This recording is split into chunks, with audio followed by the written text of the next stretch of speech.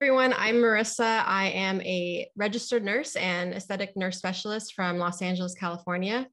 And I am a dry eyes disease patient for the last 15 years. I've tried everything to try to figure out how to handle this disease. And I'm so appreciative and humbled to be able to speak with Amy Gallant Sullivan from Paris and Boston, right? She's it's not bi-coastal, but what would Oh, just call me global. Global. Yeah. And she is the founder of Eyes Are the Story, which is a makeup and skincare line that's meant for dry eye disease patients. So welcome, Amy. And I'm so lucky and so thankful for you to speak with me today. Hello, Marisa. Thank you so much for having me here today. It's exciting. I'm joining you here from Ireland, actually, speaking at an ophthalmology conference and educating the eye doctors about how cosmetics can impact our eyes. So perfect timing. Yeah, this is good. So if you can just start with the story behind Eyes Are the Story and how it was developed, how it kind of came about over the last decade. Or decades. Yeah, decades actually, which it's pretty, shall we say, eye-opening, because back in 2002, I was asked to help create an international nonprofit organization that focuses on ocular surface diseases. And in order for me to understand the ocular surface disease better, I began researching and reading about the front of the eye diseases. And I realized that one of the ocular surface diseases, specifically dry eye disease, is particularly prevalent among women. And I said, oh, that's interesting, because it's almost 2 times more likely prevalent in women than men. So that's actually how I started this even adventure in the world of cosmetics, because I said, why does it impact women more than men? There must be something more than just our age or our hormones, or could our lifestyle choices actually have an impact? Say, for example, eye makeup, because women wear eye makeup a lot more than men. So maybe there's something in that.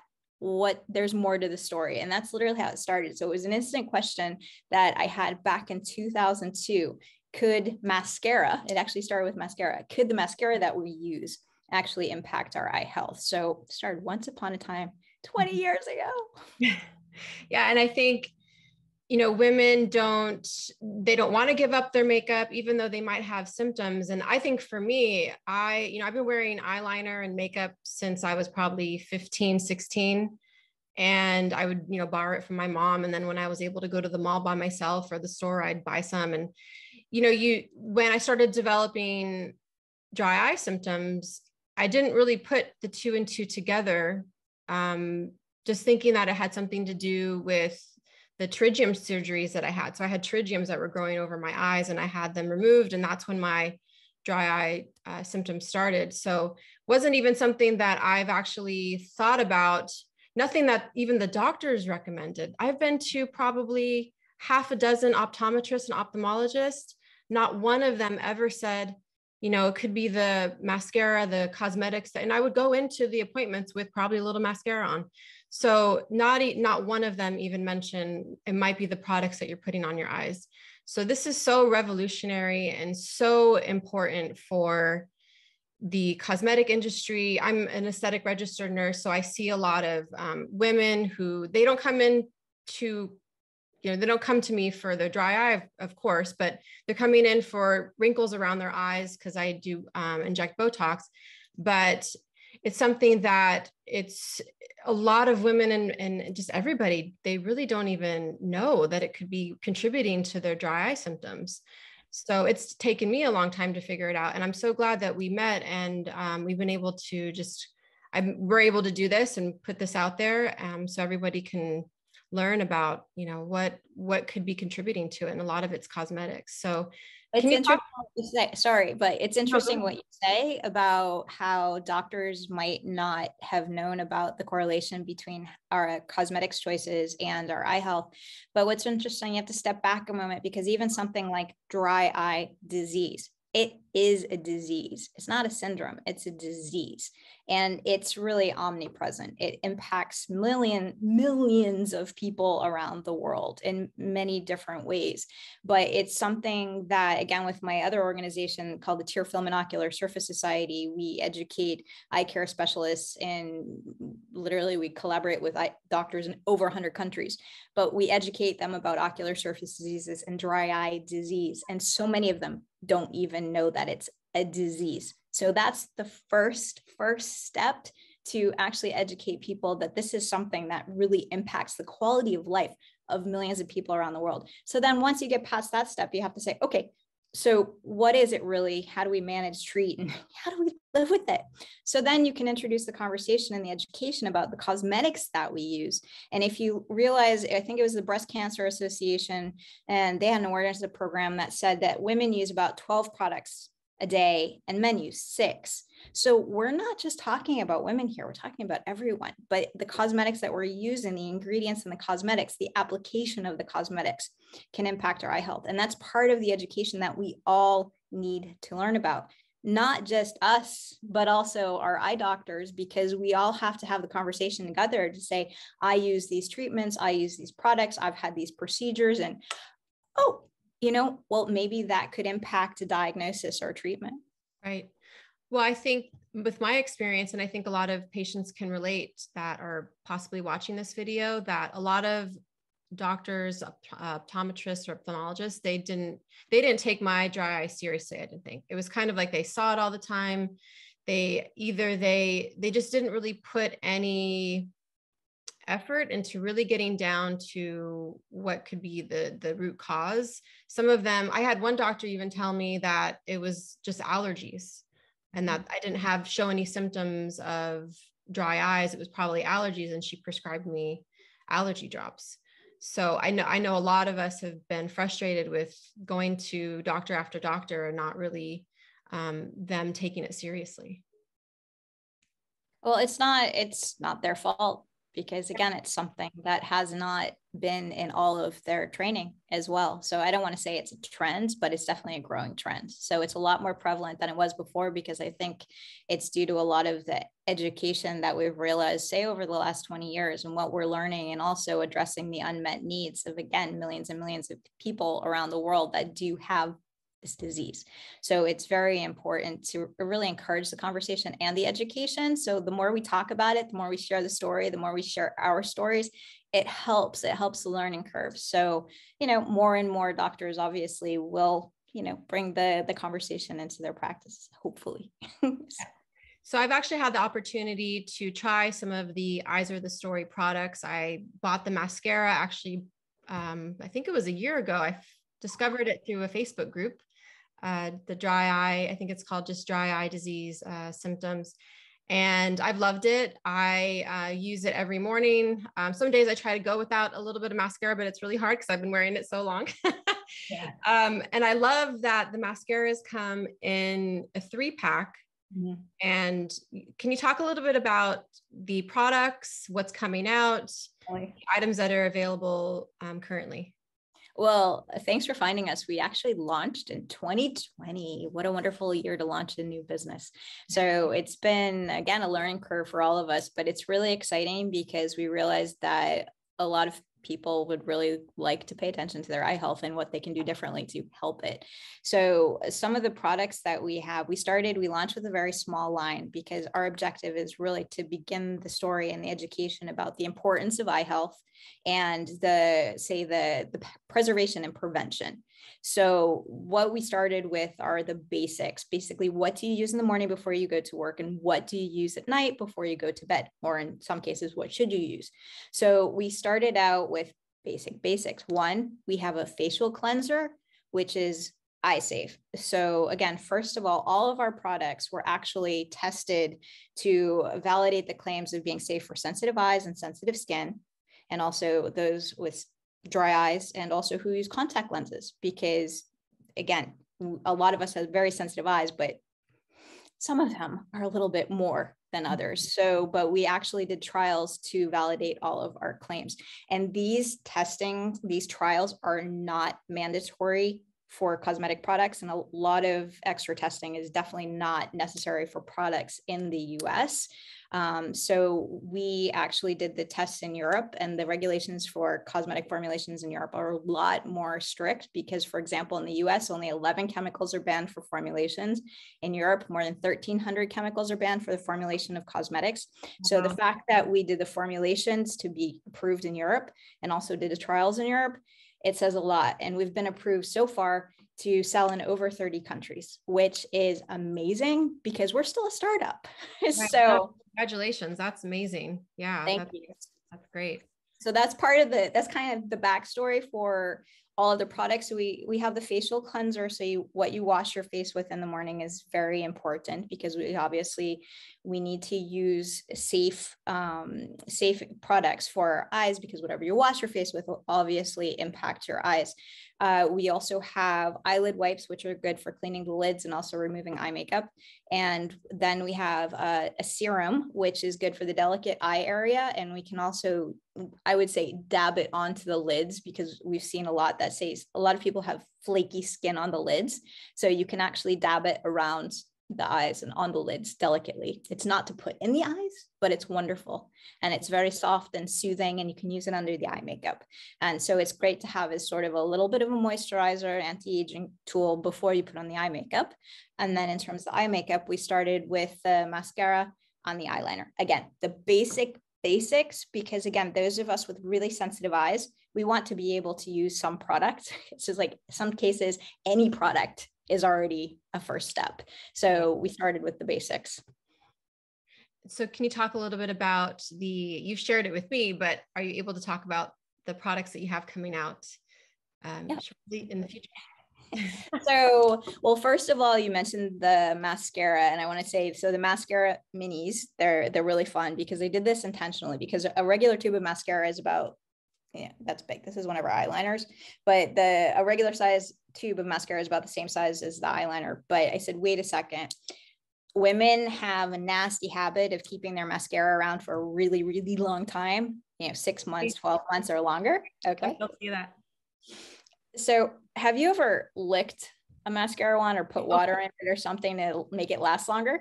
No, I haven't, but I will try to get in there and try to get everything out of there when I'm down to the last bit. Yeah, well, you already admitted that you used to share eye makeup with your mother. Probably your friends too. I mean, but I was we would share, and I would share it honestly with girlfriends, Yeah, because people don't know. So if you think about it, so it's like sharing, putting water in, spitting on the wand, anything. You have to think about bugs, bacteria, all those like nasty things. So if you think about it and you think about the fact that women keep their mascara tube around for a really long time, it's like, okay, no. So I said, wait a second. If we have a mini, you actually use it faster. Say one of these can be used, it depends on how much you apply, but 1 a week, 1 per month. So 3 of these minis is the same amount as the 1 tube of mascara, which is great because by using these, say 1 per week or 1 per month, you're actually lessening, let's call it the bacteria or bug buildup, because every time you put that mascara on your lashes, that wand touches your lashes, the bugs on your lashes are getting on that wand, and then they're going into the little tube of dark, greasy, gooey stuff, and the bugs are happy. So they're feasting on the goo inside, and then the next day you add more bugs and more. Right. Bugs are having sex on your eyelashes. Let's keep it clean. Let's keep it safe. So we made the minis to do that, to like break up the bug party. So on that note, we have black. It's a soft black mascara, soft black eyeliner. So our espresso is coming out soon for both the mascara and the eyeliner. So those are work in progress. And actually those were not easy to make at all because the brown pigments are very difficult to mix to get the perfect color and also to work with the components. Mm-hmm. So it's taken a very long time to actually get the formulations correct. We just signed off on them. So those are coming soon in Science Speaks, but those are coming soon. Of course, we have some eyeshadows coming out, some nice palettes there, and some other things. But there is a whole portfolio coming to you soon. I'm really looking forward to the eyeshadows because I've actually looked at all of the eyeshadows that I currently use, and I've put them all to the side. And I do enjoy wearing makeup. I like makeup. you know, it's really hard for me to not go without it. I work in aesthetics, so appearance is a big part of my job. But there's a list of, you call them the nasties, right? The eye makeup Nasties, yeah. Which is, I think it's listed on your website at oursofthestory.com. But there is an ingredient called, and I don't want to mess up the pronunciation, phenoxyethanol. Phenoxyethanol. So that's an ingredient. I've actually looked through all of the products that I've been applying to my eyes. I would say 90% of them have that ingredient in there. So I don't have any eyeshadows right now. I do actually find one that's a little bit of a stick, and that's what I have on right now. There's a couple different colors, but I'm really looking forward to the eyeshadows, because that's something that I have not, it's not easy to find eyeshadows that don't have that ingredient. No, and the formulations are also really tricky. I mean, with all of our formulations, we have a black list, gray list, and white list of chemicals, because it's absolutely impossible to make an eye makeup product that's 100% clean, all natural, organic. It does not exist. So there are some chemicals, obviously, that are absolutely necessary to make these user-friendly and, you know, real. You want the eye makeup to work, but also you don't want it to be irritating or flake or burn or that's a tall order. So it's really tricky, because you also need to have preservatives, because if you don't have preservatives, you never want to buy preservative-free eye makeup, because again, back to the mini mascara and the bugs. Imagine how many bugs and other nasties are going to grow in your eye makeup if you don't have some sort of preservatives. So what we've done with our laboratories, and we have laboratories in the US, Canada, France, and Italy. We collaborate with scientists all over the world, laboratories all over the world, and it is literally, it takes a village to make these formulations, but it's absolutely imperative to have some sort of preservative. So we've spanned the globe to find, you know, more eye-friendly preservatives, because it's tricky. So an ingredient like you mentioned, phenoxyethanol, that's one of those trendy ingredients that has been brought in to replace parabens. Well, there's Harvard research out there that covers the parabens and the phenoxyethanol and chlorphenicin and the phenylmaldehyde, and oh, it's a mouthful. Who's a biochemist? There are biochemists out there, but we can't all be expected to be a biochemist to go buy eye makeup. It's tricky. So that's another thing that we're hoping to do, is try to make things a little bit simpler, easier. Sorry, not simpler. Is that a word? Anyway, but it's like we're trying to make things easier by saying, look, we've done the research. We're working with the eye care specialists, the professionals, the scientists, the laboratories to find ingredients that are eye friendly and eye safe, because even with the skin, what's good for the skin isn't always good for the eyes. So you have to step back and say, okay, what is our focus? Eye health, eye safety.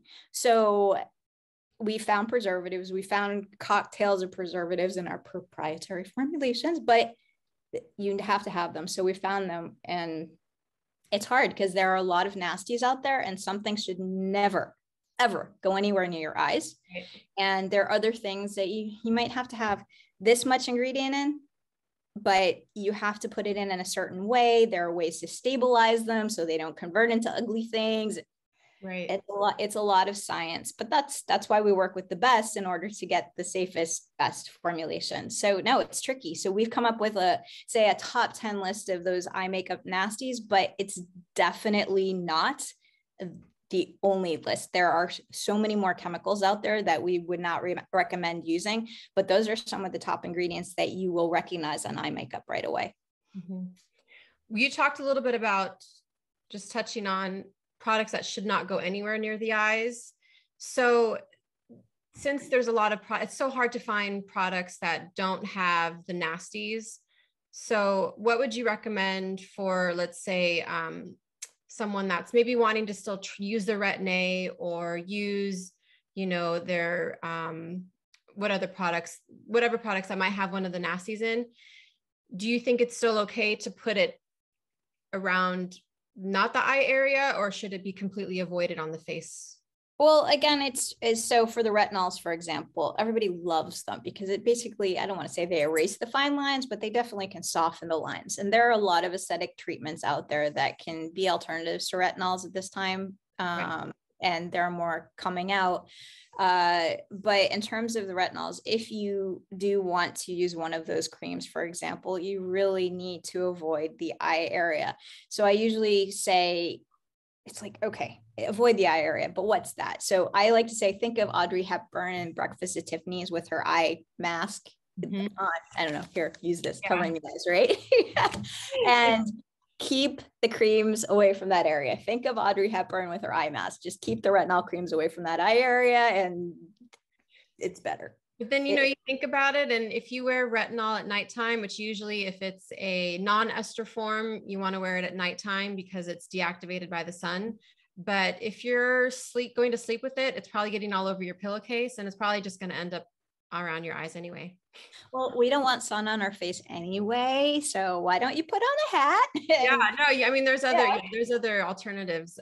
But yeah, I mean, just thinking about, maybe there's ways around it, but it's probably going to end up around the eyes unless you're. Well, because it seeps in too. I mean, if you think about the skin around your eyes, it's so delicate. It's so thin. I think it may actually be the thinnest skin on your body. So, and it's just, if you put any ingredients right there, they're going to get absorbed in. So it's just to keep the retinols away, because even if you think of the acne creams that a lot of people have used, there are so many people that have had, say, adverse reactions to the retinols and the acne creams, and their eyes become extra sensitive. And you don't want the acne, but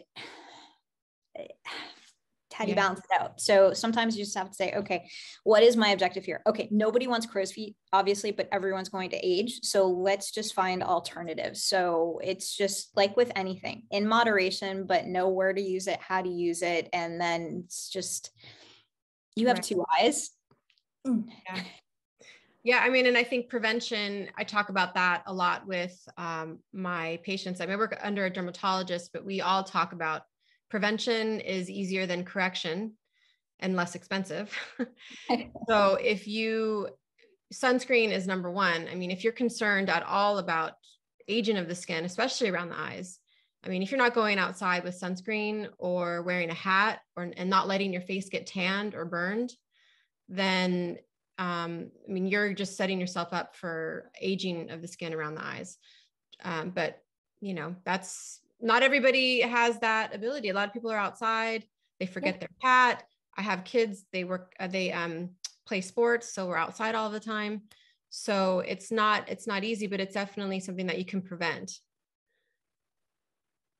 We try. You don't have to always do Botox. I do a lot of Botox injections. You don't have to always go to Botox, which is another tangent that we can go off. But, usually we've been telling our patients if they have dry eyes to just stay away from Botox.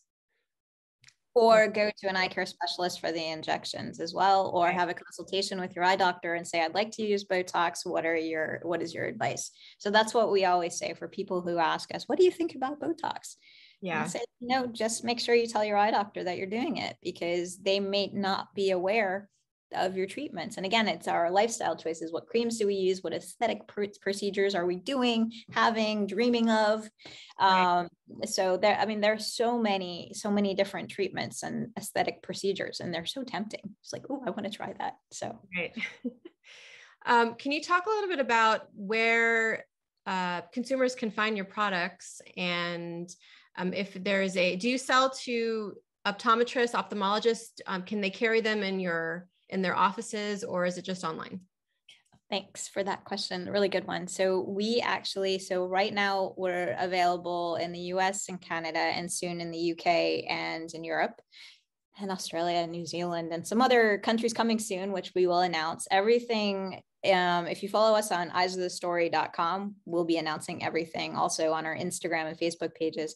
And what's interesting, so in the United States and Canada, eye care specialists do carry our products. So there are clinics all over the US and Canada that do carry our clinics, or you can buy online. Those are your only choices. We don't have any other stores at this point. So you can buy them from your eye care specialist, your eye care practitioner, or on our website, eyesofthestory.com. And more locations coming soon overseas. That's great. Yeah, I've tried a little bit of the cleanser, and you were so gracious in sending me some of the products. But the cleanser I've been using, haven't tried the eye cream, the serum yet, because I do have one. I want to finish that and then start transitioning to more eye safe products. But none of them have irritated my eyes at all. And it's been great. It's got beautiful packaging too. packaging is just, it's beautiful.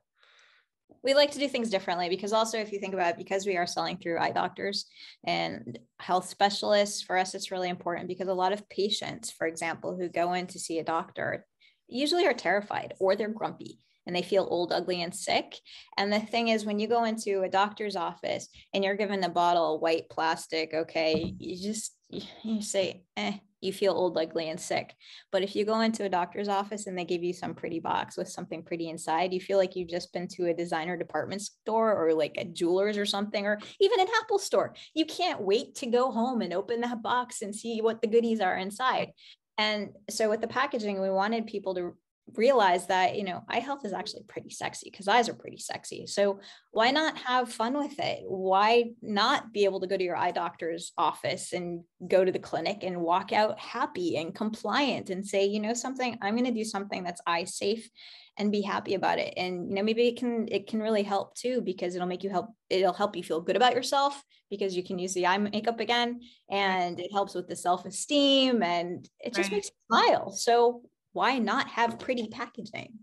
So yeah, I know a lot of women have just completely stopped using it just based on the Facebook groups that I've been on for a few years. I do see posts about, and I think you're in one of the groups as well. And you've seen that a lot of women have just completely stopped using any products around their eyes, mascara, makeup. They gave it all up. I didn't take that jump, which I probably should have, but I didn't even put two and two together. I don't know. I mean, it's just something that you kind of pick and choose what you're going to give up.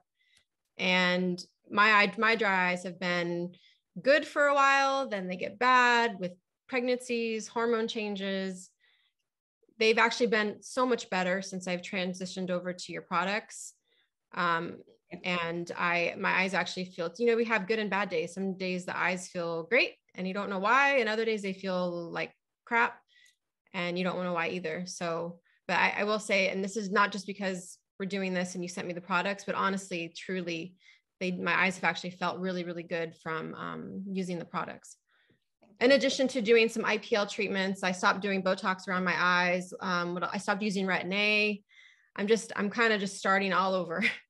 Cleanse, detox. Yes. Yeah. Detoxing. Yeah. But again, it's all an educational curve for all of us. And actually an optometrist reached out to me recently and she said she had stopped wearing contact lenses and eye makeup.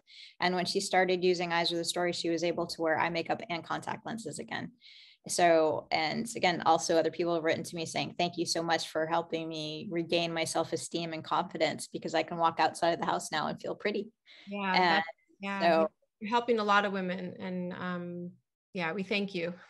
So thank you. So again, it's all a team effort because I'm surrounded by so many incredible scientists and doctors, and we all work together to make these products. And it really helps to receive the feedback from patients. The letters that I receive are they're so empowering. And it's just, I've been doing this for 20 years and I saw an unmet need and I said, we have to do something. Right. To help. And sometimes it's as simple, well, again, not simple, but it's a little thing like a tube of mascara that can make so much of a difference to, even just pump up somebody's self-esteem to say, I'm going to go out today and I'm going to feel like me. And you can get a lot more accomplished if you feel good about yourself. Sometimes it's a little thing that can make a huge difference. So we'll keep doing more. So thank you all for your letters too. So it's really, it helps, especially when you're a startup. Oh, it's been great. I'm 100% supportive, and I will tell everybody that I know that has dry eye disease. I'm going to post this to my YouTube account and post it I have an Instagram page, and I've had a few people reach out to me, and I think that's actually how we met. I posted my dry eye story, and I think somehow we were exchanging messages. Dr. Swats. Yeah. Shout out to Dr. Swats in Virginia. He is a optometrist, but he is so passionate about dry eye disease. I wish that he could actually be my doctor, but Dr. Swats has been amazing. And he's going around the country talking about IPL and dry eyes with Luminous. So before we end, I wanted to ask you about the Dry Eye Diva, because that's a organization that's helping to get the word out about cosmetics and dry eye. Can you talk a little bit about what that is? Well, that's kind of amusing because, again, with my other organization, the Tear Film and Ocular Surface Society, and if anybody really wants to read the hardcore science about ocular surface disease and dry eye disease, we've published multiple reports on it, and you can find that at tearfilm.org. So if you want to know hardcore science, that's it. So since I've been working with that organization since 2002, and I had been delving into the research behind cosmetics, again, for 20 years, I had begun reaching out to eye care specialists around the world, asking them their thoughts as well, and saying, would you help me perhaps write about this? One of them is Dr. Leslie Odell. She's an optometrist in Philadelphia, outside of Philadelphia, actually. And so we started collaborating, I believe it was in 2014. So it turned into this literally global movement. And I came up with the name Dry Eye Diva because dry eye disease is DED. And I just kind of joked. I said, yeah, Dry Eye Diva. So Dry Eye Diva is actually the social media handle for Dr. Leslie Odell as well. So we gave that to her. But we have the website, and we're kind of transitioning more over to Eyes of the Story because it started out with an educational movement about translating the science, the hardcore science, into human speak. And it literally turned into a global movement. And because I work with eye doctors in over 100 countries, it is phenomenal. And it's really incredible to see how many eye care professionals around the world are really now speaking about how cosmetics can impact our eye health. So it's kind of how it started. So yeah, it's so follow Dr. Odell online too. She's Dry Eye Diva. So, but yeah, it's a global movement about educating people about the impact of cosmetics on eye health. And it's all part of the story. Love it. Well, before we close up, is there anything else that you would like to mention? Anything else about whatever, just anything that you want to add? Well, let's see. There's so much because the story is quite long. So, and it's still developing. So I would love again, thank you so much, Marisa, for having me here with you today, because it helps me a lot to share the story, because again, it is a mission to address the unmet need of, helping people. And that's what we do. And that's what we want to do. And so I ask you and all of your friends and colleagues, just reach out and say, hey, do you know about this? Can you do this product? Do you know of anything? Because we're making these products for people that can't use other products, for people with sensitive eyes. So we're expanding our portfolio, and we need your support. Of course, we need people to buy too. We're a startup. We just launched. We're still in investor seeking mode. We're in full force development. We're female founded.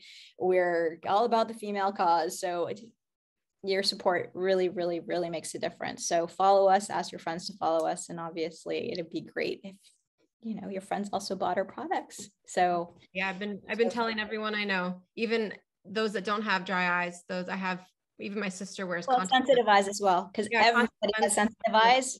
Mm-hmm. And that's one message that everybody needs to understand. It's not that, oh, you have a disease, you should go to your eye doctor. Everybody has sensitive eyes, and your eyes can become more sensitive, and you really need to take the precautions. So as you said before, it's easier to, how did you say it? It's like easier to prevent prevent it than correct it. Exactly. Once the damage is done, it's a lot harder to get it back. So everybody has sensitive eyes. So we all have to realize that, our sight is precious. So we have to treat our eyes like, I like to say, our eyes are like museum art. So. But I read that too, about that you're a founder for art and museums. That's awesome. So yeah, that's another story for another story. Yeah. So. Well, thank you, Amy, for meeting with me today. You are just a breath of fresh air and a light in this dry eye tunnel that we're all in. And we're so appreciative of putting all of the effort into finding products for us. And thank you so much. Thank you. Thank you so much. It was great to be here. So hopefully we'll meet in person. Online. Eyes are the story. Eyes are the story. Thank you. Thank you.